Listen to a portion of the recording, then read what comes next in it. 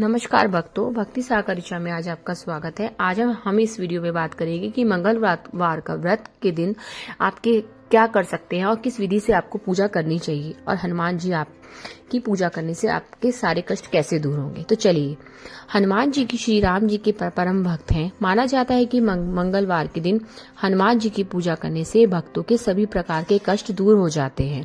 ऐसे में अगर आप मंगलवार की पूजा में कुछ विशेष बातों का ध्यान रखें तो बजरंगबली जी की कृपा आप पर ऊपर सदैव रहेगी। माना जाता है कि मंगलवार के दिन बजरंगबली जी की पूजा करने से वे जल्दी प्रसन्न होते हैं। ऐसे में यदि आप मंगलवार के दिन व्रत करते हैं तो यहाँ आप जान सकते हैं कि पूजा विधि और मंगलवार के व्रत से जुड़े कुछ नियम।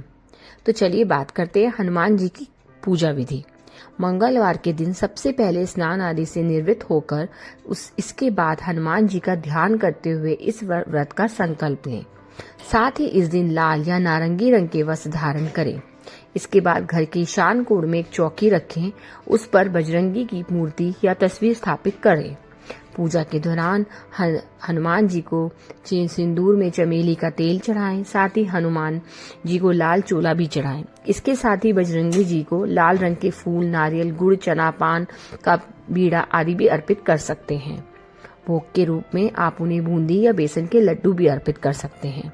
ध्यान रहे कि हनुमान जी की पूजा, क्योंकि इसके बिना हनुमान जी की पूजा अधूरी मानी जाती है। साथ ही व्रत वाले दिन हनुमान जी चालीसा या सुंदरकांड का पाठ भी करना जरूरी होता है। अंत में हनुमान जी की आरती करें और शाम के समय हनुमान जी का ध्यान करते हुए व्रत का पारण करें।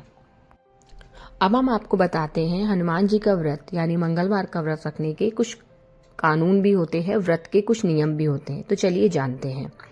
तो सबसे पहले हम बात करते हैं, यदि आप मंगलवार के दिन हनुमान जी का व्रत करते हैं तो ध्यान रखें कि इस व्रत में नमक का सेवन भूलकर भी ना करें। ऐसा करने से आपका व्रत खंडित हो जाता है। इसके साथ आप 21 या 44 मंगलवार का व्रत रखना शुभ माना जाता है। कुछ भक्त इसे आजीवन भी करते हैं। आखिरी मंगलवार के बाद आने वाले मंगलवार को विधिवत उद्यापन जरूर करें। किसी भी माह की शुक्ल पक्ष के पहले मंगलवार से ये व्रत शुरू करना शुभ माना जाता है। तो चलिए अब स्टार्ट करते हैं हनुमान जी की व्रत कथा। एक समय की बात है, एक ब्राह्मण दंपति की कोई संतान नहीं थी, जिस कारण वे दुखी रहते थे।